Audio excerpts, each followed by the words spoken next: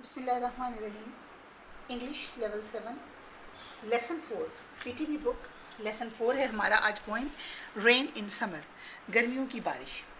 गर्मियों की बारिश से तसव्वुर आता है कि सख्त गर्मी के बाद जब बरसात आती है तो उसमें इंसान कितना पुरसकून महसूस करता है, उसके हवाले से ही पोइम है। चलिए इसकी पोइम की रीडिंग करते हैं, फिर पोइम की एक्सरसाइज करेंगे। एक्चुअल एक्सरसाइज रीडिंग आपके लिए प्रोनाउंसिएशन और कोशिश किया कीजिए इसको बार बार पढ़ें ताकि आप एक ब्यूटीफुल रिदम के साथ पोइम को अच्छे लिरिक्स के साथ पढ़ सकें। How beautiful is the rain after the dust and heat. कितनी खूबसूरत बारिश है इतनी धूल मट्टी और गर्मी के बाद। In the broad and fiery streets, fire से है फायरी स्ट्रीट्स, गरम और खुली गलियाँ यानी कुशादा गलियाँ, गरम और कुशादा गलियों में। इन द नैरो लेन मतलब अब वो बारिश के बारे में उसकी मंजर कशी कर रहा है कि कहाँ कहाँ पे बारिश हो रही है, ऐसी गलियाँ जो बहुत गर्म थीं और खुली हैं। इन द नैरो लेन, तंग गलियाँ। How beautiful is the rain, कितनी खूबसूरत बारिश है। बारिश की मंजर कशी इस तौर की गई है, उसका व्यू बताया गया है कि जब बारिश होती है तो लोगों को ये खूबसूरत क्यों लगती है। How it clatters along the roof, बारिश किस तरह छतों से खड़खड़ाती है। क्लैटर्स एक साउंड है, रूफ छतों के ऊपर जब पानी के कतरे गिरते हैं तो कैसे खड़खड़ाते हैं। Like a tramp of hoofs, जैसे घोड़े की कदमों की आवाज़ हो, जैसे घोड़े की सिम्में हों, सुम कहते हैं उसे। How it gushes and struggles out, किस तरह ये ज़ोर से बाहर निकलने की सख्त कोशिश करती है, यानी गशेस ज़ोर से बाहर निकलने की कोशिश करती है। From the throat of the overflowing spout, ऐसे जैसे एक ऐसा पाइप जो पूरा पानी से भर गया हो और ओवरफ्लो होने लगा हो। थ्रोट गले को कहते हैं, ओवरफ्लोइंग स्पाउट ऐसा पाइप जिसमें पानी डाला और उसके मुंह से वापस निकलने लग गया। अक्रॉस द विंडो पैन होते हैं खिड़कियों के शीशे। अक्रॉस द विंडो पैन, खिड़की के शीशों के जब हम खड़े होकर अंदर से यानी पार देखते हैं, उसकी दूसरी तरफ देखते हैं, अक्रॉस परली तरफ। इट पोर्स एंड पोर्स, ये लगातार बरसती है और बरसती है, यानी आप खुद सूखे हैं और बारिश के बारे में सोच रहे हैं कि ये लगातार बरस रही है। Across the pane of the window. And swift and wide, और तेज़ी से दूर तक बहती है। विद अ मडी टाइड, गदले मडी गंदा मिट्टी वाला, मडी टाइड होता है बहता हुआ पानी, एक तेज़ी से बहता हुआ पानी। With a muddy tide like a river down the gutter roars, दरिया की तरह जो गटर के नीचे ज़ोर से बोलता है। The rain we welcome rain, बारिश जिसे हम बहुत खुशामदीद कहते हैं बारिश। H.W. लॉन्गफेलो इस पोइम रेन इन समर का जो आपका पोइट है H.W. लॉन्गफेलो, ये आप ज़रूर याद किया करें, ज़रूर पढ़ा करें। अब हम एक्सरसाइज की तरफ आते हैं और आप रीडिंग कीजिए लेसन की 2-3 बार ताकि आपको इसके मामलात में रीडिंग के साथ साथ जब आप जूं रीडिंग करेंगे तो आपको वर्ड्स की ख़ुद ब खुद आप उसको वर्ड्स का जो एक स्कोप होता है ज़्यादा समझ वो आपके पास आती जाए। Find out the words from the poem which have the same meaning in the column A and write them in column B. ये कुछ कॉलम ए में वर्ड्स लिखे हुए, ये मैंने लिखे, इनसे मैचिंग वर्ड्स आपने पोइम से निकालने हैं। मेक रिपीटेड शार्प साउंड, जो मुसलसल बार बार एक शार्प साउंड बनाती है, चैटर्स। कहाँ से ये मैंने वर्ड उठाया है, चैटर वर्ड यूज़ हुआ है। How it chatters along the roof, how it chatters along the roof, कैसे ये घरों की छतों के ऊपर खड़खड़ाती है। किसी की टीन की छत है, किसी की मट्टी की छत है, किसी की दूसरी छत है, तो उसके ऊपर जो हर दफ़ा हर जगह इसकी आवाज़ मुख्तलिफ आती है। रशेस फोर्थ, तेज़ी से बहना, गशिस, यहाँ पे इसके लिए वर्ड हुआ है गशिस और स्ट्रगल्स, यानी वो बाहर निकलने की कोशिश करती है पूरी, इतनी ज़ोर से उस पर बरसती है। Rushes through, gushes. As hot as fire, fiery streets, fiery. The hard part of the feet of the horse, घोड़ों के सख्त हिस्से पाँव के, हूव्स, घोड़ों के जो सुम होते हैं उनको हम कहते हैं हूव्स। बुक में भी, पोइम में भी हूव्स का वर्ड यूज हुआ है। Now question number B. Question number B है आपका, ये एक्चुअली तो ये आपने खुद करना है, लेकिन थोड़ी सी आपकी हेल्प करूंगी, बाकी आप खुद इसको करेंगे। Consult a thesaurus, thesaurus is also a dictionary kind book. इसमें आपको एक ही वर्ड के बहुत से सिनोनिमस दिए होते हैं, सेम मीनिंग के बहुत से वर्ड्स। आप थिसॉरस आपकी 400 से 500 की आएगी, आप इंग्लिश की एक थिसॉरस लें, उसमें से इसको किया करें। Consult a thesaurus and find out the synonymous of the following words. इसके अलावा आप अपने मोबाइल पे भी इसको फाइंड आउट कर सकते हैं, कंप्यूटर पे कर सकते हैं, आईपैड पे कर सकते हैं। थिसॉरस लिखें तो वो खुल जाती है। लेन, LANE, लेन, पगडंडी, जिसको आप रास्ता, पाथ कह सकते हैं, रूट कह सकते हैं, LA भी कह सकते हैं, ये आप खुद देखिएगा इसका क्या मतलब है। स्विफ्ट, तेज, क्विक, इमीडिएट, फॉरन। एक वर्ड और ढूंढ के लिखिए। मडी, मडी में ना गंदा, गदला सा, अनक्लीन और डर्टी। नैरो, तंग, शॉर्ट और रिस्ट्रिक्टेड, किसी चीज़ का तंग होना और रिस्ट्रिक्टेड होना, उसको हम कहते हैं शॉर्ट। अब हम आ गए रीडिंग एंड कॉम्प्रिहेंशन। रीडिंग हमने पोएम की है, और रीडिंग करके अब हम कॉम्प्रिहेंशन देखना है हमें कितना सा लेसन समझ आया है। Answer the following question. Answer the following question में आपके पास पोएम के कुछ क्वेश्चंस हैं छोटे छोटे, जिनके आपको आंसर्स देने हैं। आप क्वेश्चन नंबर 1 पढ़िए। क्वेश्चन नंबर 1 है आपका, when does the rain looks beautiful. आपको बारिश कब खूबसूरत लगती है? ज़ाहिर है कि हमें बारिश, सख्त गर्मी के बाद जब एक बारिश होती है और उससे थोड़ी सी ठंड मिलती है, तो वो हमें बड़ी खूबसूरत लगती है। आप इसका आंसर लिखेंगे यहीं से, द रेन ने, इतना कीजिए, द रेन लुक्स ब्यूटीफुल, बारिश बहुत खूबसूरत लगती है। In the summer when it falls on the burning streets and lens. ये हमें बहुत खूबसूरत लगती है जब ये गरम, हॉट, बर्निंग स्ट्रीट्स मैंने लिख दिया, आप हॉट लिख लीजिएगा। Falls on the hot, falls in hot weather and in burning streets and lanes. आप इसके लिए वर्ड्स खुद कुछ भी सिलेक्ट कर सकते हैं। कोशिश किया करें कि आंसर आप जो स्टार्ट करें वो लेसन के, एक्सरसाइज के, क्वेश्चन के अंदर से ही थोड़ा सा पार्ट लेके, the rain looks beautiful in the summer. आप इतना आंसर भी लिख देंगे तो किसी हद तक थोड़ा सा आपकी मंजरकशी नहीं रही, लेकिन आपका कुछ आंसर कंप्लीट हो गया। When it falls on the burning shades and lens, ये आपका आंसर है। How does the poet compare the sound of the rain dropping on the roofs. किससे वो उसको कंपेयर कर रहा है? अब यहाँ से इसको शुरू करें। द पोएट कंपेयर, अच्छा ये देखिए, लुक की जगह लुक्स हो जाएगा। The rain looks beautiful. The poet compares the sound of the rain dropping with, किससे, जो रेन गिरती है उसको किससे कर रहा है? With the tramp of the hoops, घोड़े के सुमों की आवाज़ से, with the tramp of the hoops. The poet compares the sound of the rain dropping with the tramp of the hoops. आपको सिर्फ इतना सा पोएम का अगर एक स्टेंजा आता होगा, आप लिख लेंगे उसमें से।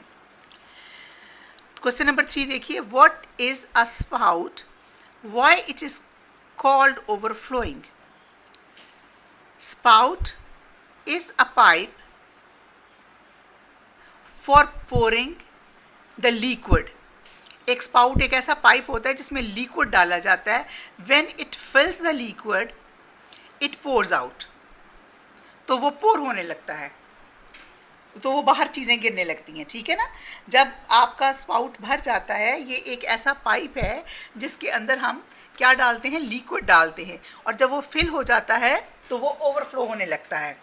इसको आंसर आपने, spout is a pipe for pouring liquid, when it fills liquid pours out.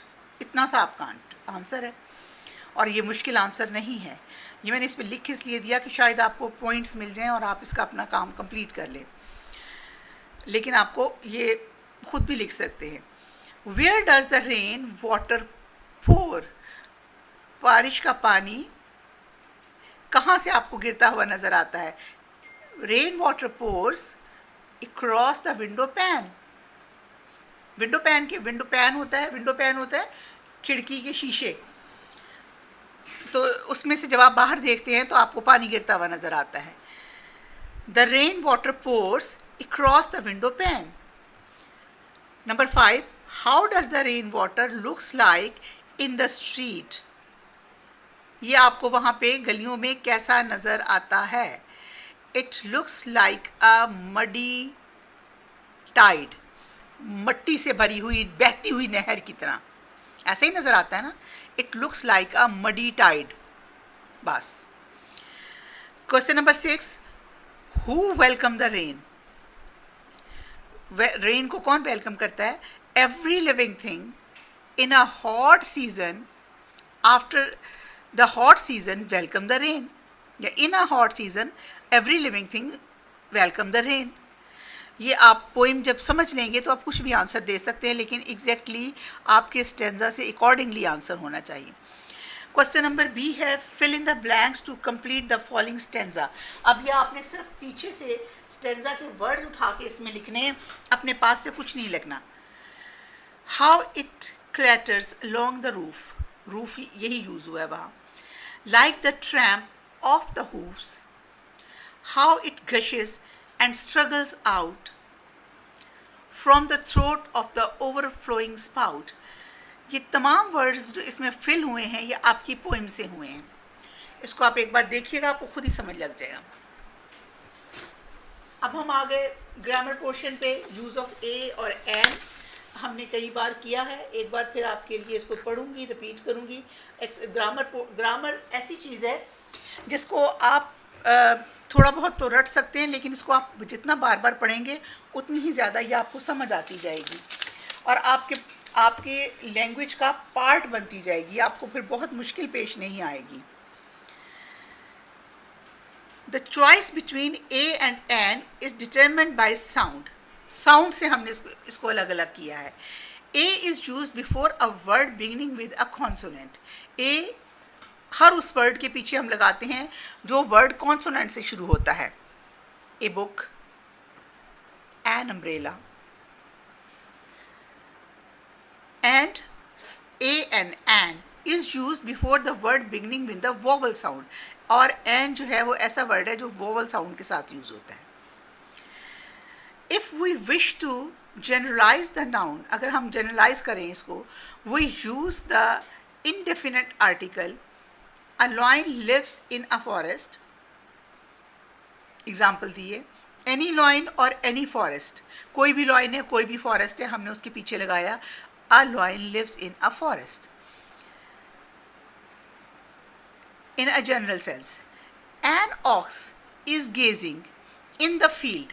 अब हमने यहाँ एन लगाया है, तो ऑक्स जो है गेजिंग इन द फील्ड, इसका मतलब है an ox is not any one ox. ये something particular ox which is grazing in the particular field, जो एक ख़ास फील्ड में काम कर रहा है. इसको इस सेंस में भी देखा जाता है और इस सेंस में भी देखा जाता है.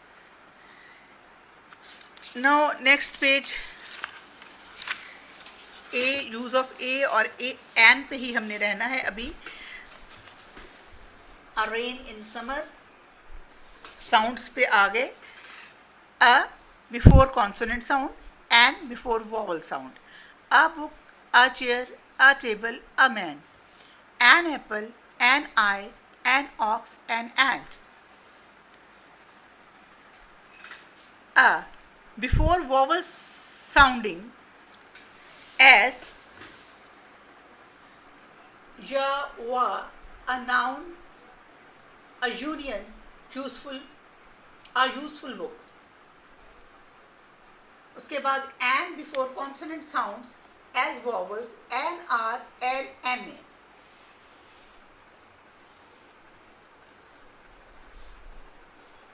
Use the definite article the.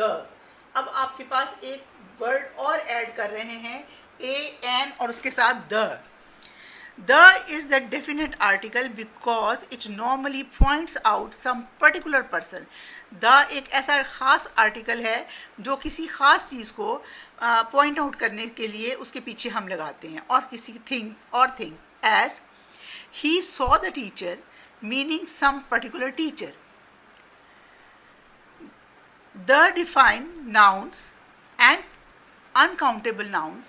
For example, the box, the boxes, the milk. अब ये सब कुछ समझने के बाद आपको उन्होंने एक्सरसाइज में इसको फिल करने के लिए कहा है fill in the blanks with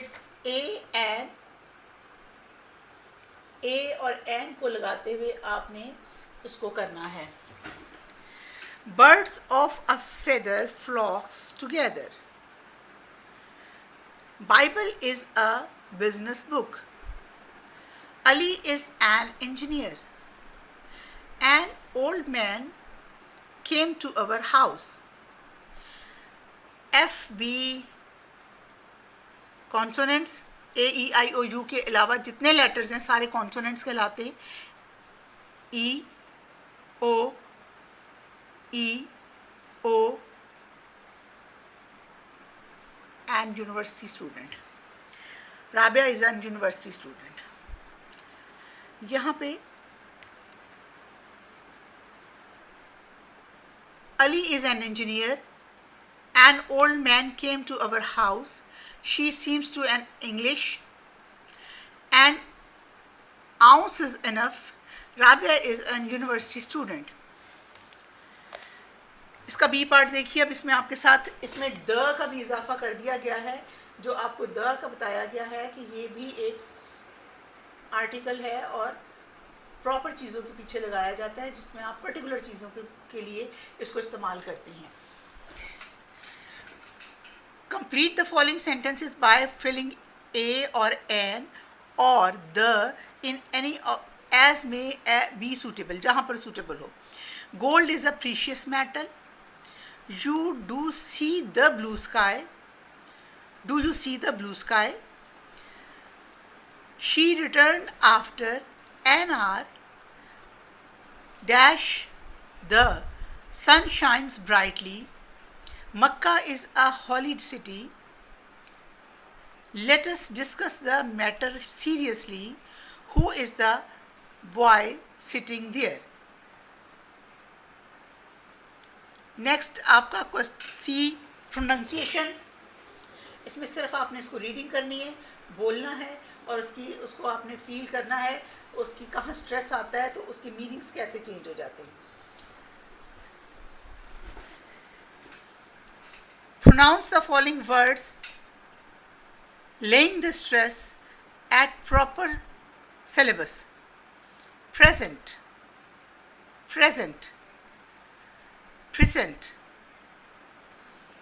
present, present.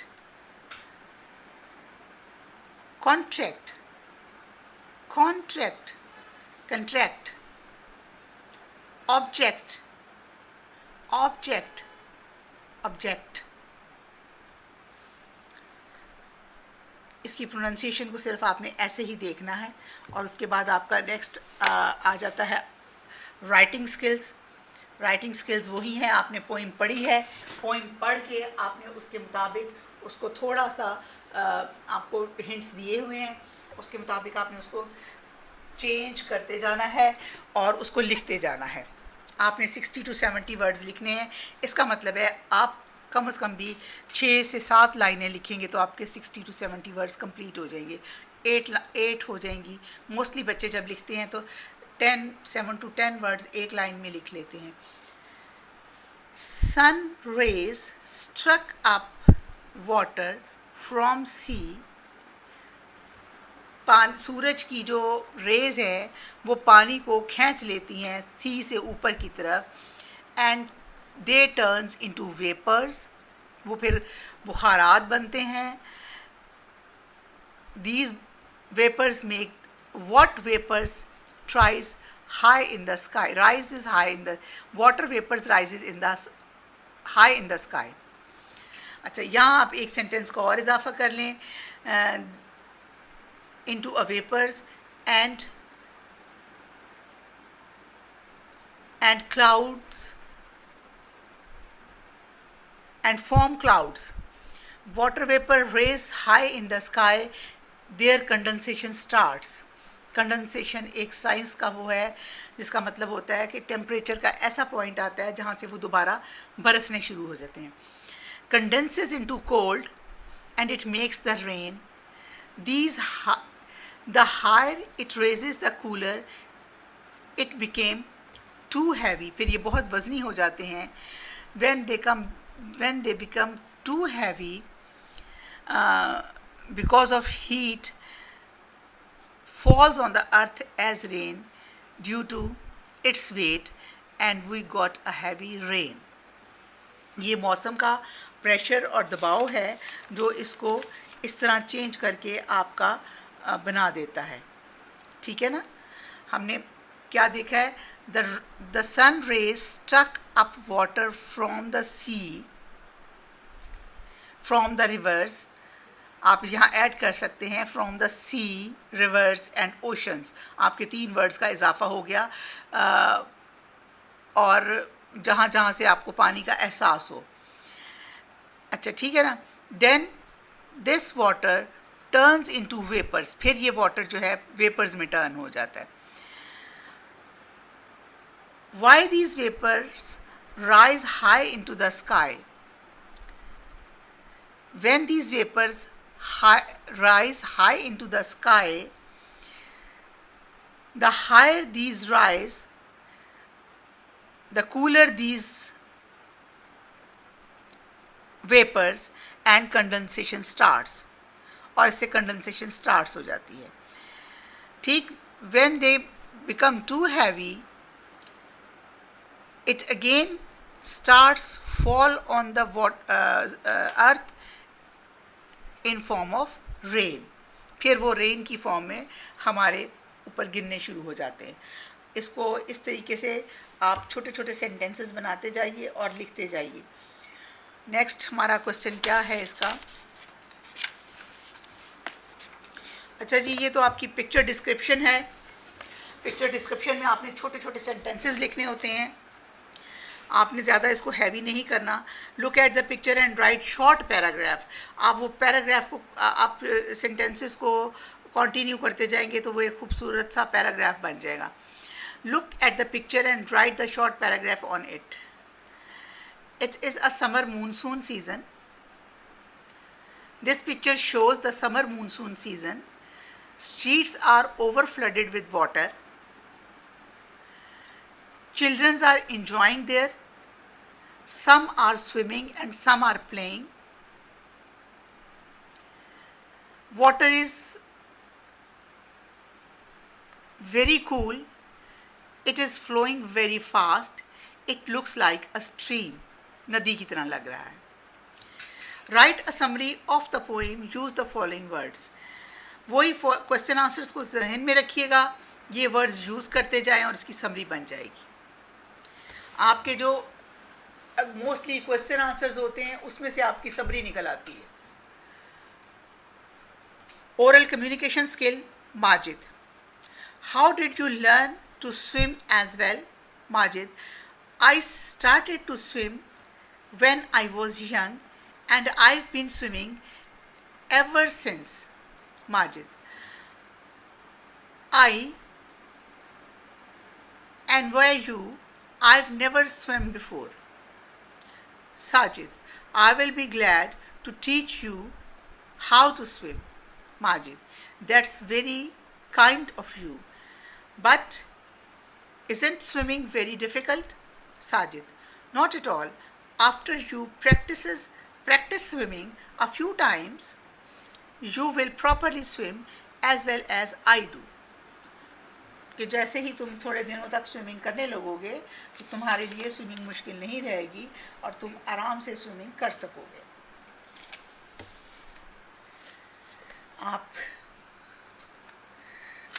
आपको अगर इसकी उर्दू आ गई है तो बहुत अच्छी बात है. मुझे तो ऐसे लगता है, how did you learn to swim so well? Majid, how did you learn to swim so well? तुमने अच्छी तरह तैरना माजिद कैसे सीखा? Majid. Sajid, I started to swim when I was young. जब मैं बहुत छोटा था मैं तभी से तैरता था. And I have been swimming ever since, यानी मैं उस वक्त से ही तैर रहा हूँ. माजिद, आई एनवाई यू, मुझे तुम पे रश्क आता है. आई हैव नेवर स्वम बिफोर, मुझे तुम पे बहुत वो आता है, यानी फ़ख्र होता है, रश्क आता है. मैं पहले कभी नहीं तैरा. Sajid, I will be glad to teach you how to swim. Sajid, मैं तुम्हें तैरना सिखाऊंगा, मुझे खुशी होगी. That's very kind of you, आपकी बड़ी मेहरबानी होगी. But isn't swimming very difficult? क्या तैरना बहुत मुश्किल नहीं है? Not at all, नहीं. After you practice swimming a few times, जब तुम थोड़े टाइम प्रैक्टिस कर लोगे, you will properly swim as well as I do. तुम उस तरह ही तैरने लगोगे जैसे कि मैं तैर रहा हूँ. अच्छा जी, आपकी glossary group activity practice the dialogue in pairs, ये तो हमारा क्लासरूम एक्टिविटी है.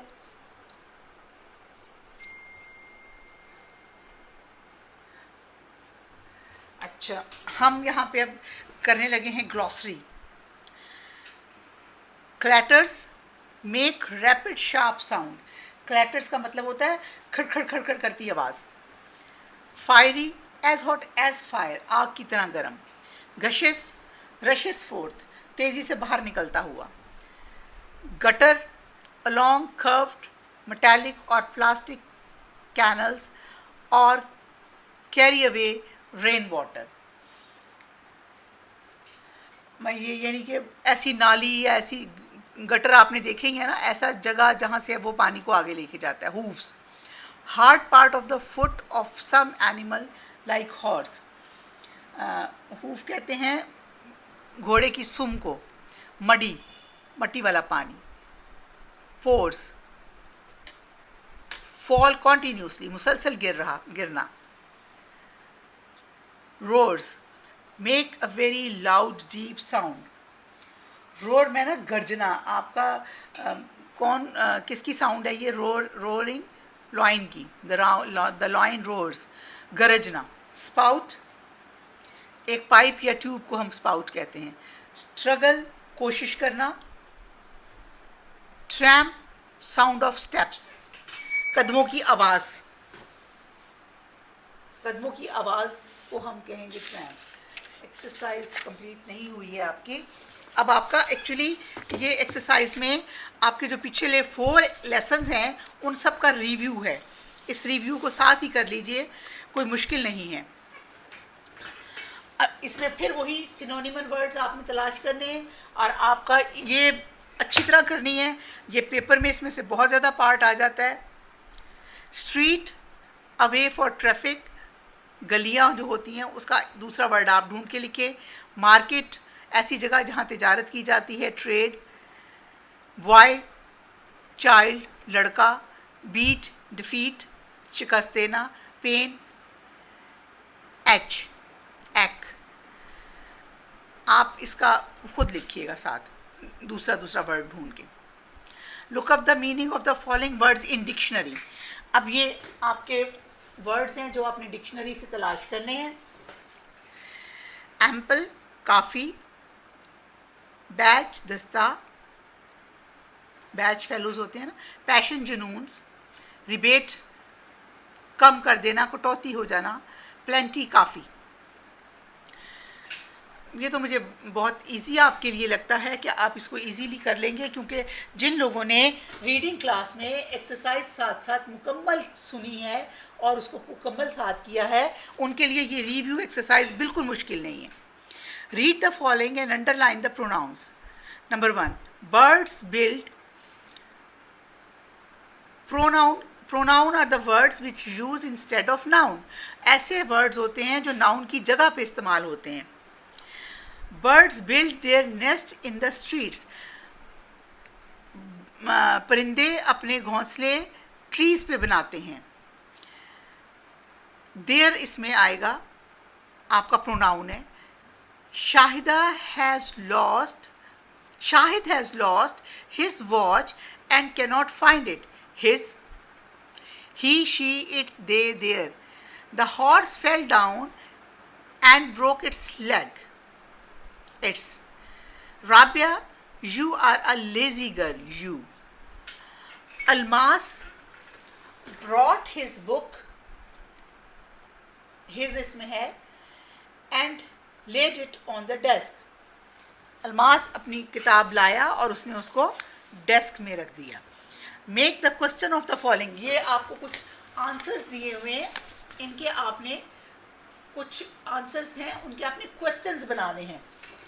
यानी आपको आंसर लिख दिया है, अब आपको पूछ रहे हैं कि इसका क्वेश्चन कैसे बनाएंगे. Make the question of the following sentences. He is running in the play ground. अच्छा, अगर तो make questions of the following sentences. In sentences के लिए अगर आपने क्वेश्चन बनाने हैं तो वेयर इज ही रनिंग, वो कहाँ दौड़ रहा है. अगर आप इस सेंटेंस को ही क्वेश्चन सेंटेंस में चेंज करें तो is he running in the play ground, तो ये भी आप इसको बाहर ले जाएंगे तो ये क्वेश्चन सेंटेंस बन जाएगा. लेकिन उन्होंने यहाँ ये नहीं कहा change these sentences into question sentences. उन्होंने कहा मेक क्वेश्चंस बनाएं of the following sentences in sentences के लिए. वेयर इज ही रनिंग, वो कहाँ भाग रहा है. He is running in the playground. They are sitting in the examination hall. Where are they sitting, वो कहाँ बैठे हुए, एंड पे क्वेश्चन मार्क लगाना है. They are sitting in a examination hall. He is watching television. What is he watching? He is watching, यहाँ पे he आएगा. What is he watching? He is watching television. She is writing a letter to her uncle. To whom? किसको लिख रही थी? To whom is she writing a letter? वो किसको खत लिख रही थी? To whom is she writing a letter? They are going to market for shopping. Why are they going to market? वो मार्केट क्यों जा रहे थे? For shopping. अच्छा, क्वेश्चन नंबर ई, ये आप पहले भी कर चुके हैं पिछले लेसन्स में, आपको बिल्कुल मुश्किल नहीं लगेगा. Separate regular and irregular verbs from the given list and put them into the relevant column. Regular verb और irregular verb. Attain, buy, help, cut, play, keep, take, invite. अब इसको पुराने लेसन में जाकर देखें जहाँ आपको समझाया गया था रेगुलर वर्ब क्या होता है, इरेगुलर वर्ब क्या होता है. प्लीज़ इसको करें ताकि आपको आए. अटेन, हेल्प, प्ले, इनवाइट, इस पर पूरा लेसन है आपका. Irregular verb bye, cut, kept, lake. And पे फिर पंक्चुएशन का मतलब होता है वही कि हर सेंटेंस जो है कैपिटल लेटर से स्टार्ट हो. कहाँ कॉमा लगाने की ज़रूरत है, जहाँ पॉज देना होता है वहाँ कॉमा लगाना होता है. सेंटेंस के एंड पे फुल स्टॉप लाजमी होता है. ये देखिए ALAS, ये एक साउंड है ALS. इसका A कैपिटल करना है, उसके बाद आपने एक्सक्लेमेशन मार्क लगाना है. We have lost the match, अफसोस की साउंड है ALS. We have lost the match, end पे full stop. Islamabad is the capital city of Pakistan. Islamabad का I कैपिटल करें और एंड पे फुल स्टॉप लगाएं और पाकिस्तान का P कैपिटल करें. हे एक्सक्लेमेशन मार्क, हिना. हे आवाज़ देने से पहले की साउंड है, इसका H कैपिटल करें क्योंकि ये सेंटेंस की बिगिनिंग है. हिना का H कैपिटल करें क्योंकि ये नेम है. और उसके बाद hey, Hina stop, exclamation mark. फिर सेंटेंस 4 आई को कैपिटल करें. I will come back at 7 o'clock o'clock के दरमियान ये कॉमा मेरा ख्याल मैंने लगाया है, ओ क्लॉक ये कॉमा यहाँ लगता है, in the evening. Number 5, my my, M capital करें, my email address is EGRE Yahoo के बाद full stop .com, yahoo.com full stop. ये आपका रिव्यू एक्सरसाइज है। इस रिव्यू एक्सरसाइज का मतलब है कि आपके पहले 4 लेसन्स का तमाम इसमें ग्रामर पोर्शन का रिव्यू आ गया है। आप इसको प्लीज़ ध्यान से करें। Fill in the blanks with the linking verbs from the given list. ये हम लिंकिंग वर्ब्स पीछे बड़ी डिटेल से पढ़ के आए हैं। Keeps, taste, proof, look, sound. The food tastes delicious. They always prove to be the best debaters. Bilal looks quiet. My neighbors sound very angry. My sister keeps her books safe. Question number H. Fill in the blanks with prepositions. Prepositions आपको ये भी बहुत detail से पीछे करवाई हैं। The moon revolves around the earth. A fair little boy sat under a tree. Humpty Dumpty sat on a wall. She is afraid of the dog. It has been running since yesterday. I left him behind. मैंने उसको पीछे छोड़ दिया है। अब revision countable और uncountable nouns. Easy task. Sugar, rupees, pens, pencils, salt, tea, water, cup. Countable noun. Rupees countable होते हैं, pens, pencils and cups. Sugar, salt, tea and water इनको हम count नहीं कर सकते. These are nouns but are uncountable. ये uncountable noun होते हैं. Exercise question number J. Fill in the blanks with the words given below. आपको ये एक स्पेस में वर्ड्स दिए हुए, आपने इसको फिल करना है ब्लैंक्स में. Hockey, bring, promise, life, pen. You should always fulfill your promise. Number 2, go and bring a glass of water for me. Number 3, he was playing hockey in the playground. Number 4, you should not pain on others. Number 5, we must help the person whose life is in danger. हमें उसकी मदद करनी चाहिए जिसकी ज़िंदगी ख़तरे में हो. Fill in the blanks with the appropriate adverbs. ये तमाम काम आपको पिछले लेसन्स की एक्सरसाइज में करवाया जा चुका है और उसकी ग्रामेटिकल रीजंस समझाई गई हैं. अब मैं इसको सिर्फ आपके लिए कर रही हूँ. प्लीज़ पिछले लेसन की रिवीजन्स कीजिए और फिर इसको आप कीजिए. Fill in the blanks with the appropriate adverbs of frequency from the given list. Never, sometimes, often, usually, always. The postman called sometime. They usually come to see us. She always tries to do this best. The train never arrives late. I have often seen him. Complete the following sentences by filling in a or an or the as may be suitable. ये हमने इसी last poem जो हम read कर रहे हैं उसी के अंदर हमने किया है. He can play the flute. Copper is a useful metal. Copper is an useful metal. He is an European. His father is an Astute.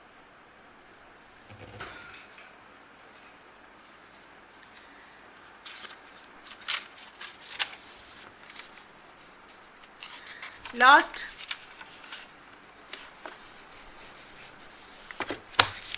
my brother is in the army. They turns They run an NGO. Write paragraph of 60 to 70 words on the following topics. How do I clean my room? Easy exercise, easy है. Room को centre में लिखिए. उसके बाद आप उसके 7-8 point बनाइए. उसमें लिखिए, एक में डस्टिंग, एक में लिखिए सेटिंग, एक में लिखिए ब्रूमिंग, एक में लिखिए क्लीनिंग थिंग्स, एक में लिखिए मैनेजिंग बुक्स. इसी तरह 5-6 पॉइंट्स जो आपके जहन में आते हैं, हर एक वर्ड पर 2-2, 3-3 जुमले लिखें. आपके 60-70 वर्ड्स हो जाएंगे. अगर आपने माई रूम पे नहीं करना तो the game I like the most, hockey लिख लीजिए, क्रिकेट लिख लीजिए. बॉयज़ को इसके अक्सर रूल्स आते होंगे, उनके ऊपर आप एक पैराग्राफ लिख सकते हैं. Reading and thinking skills. And unseen reading passage may be exploited for text pattern, comprehension, questions, summary, skills and vocabulary. अच्छा, आपके लिए अब ये एक बुक जो पैटर्न है आपका, इसका मतलब ये है कि आपके लिए आप अब इस वक्त 7th क्लास में हैं. 8th क्लास में अगर सेंटर के, बोर्ड के या कोई ऐसे एग्ज़ाम्स होते हैं तो आपको कॉम्प्रीहेंशन अनसीन भी आ सकती है.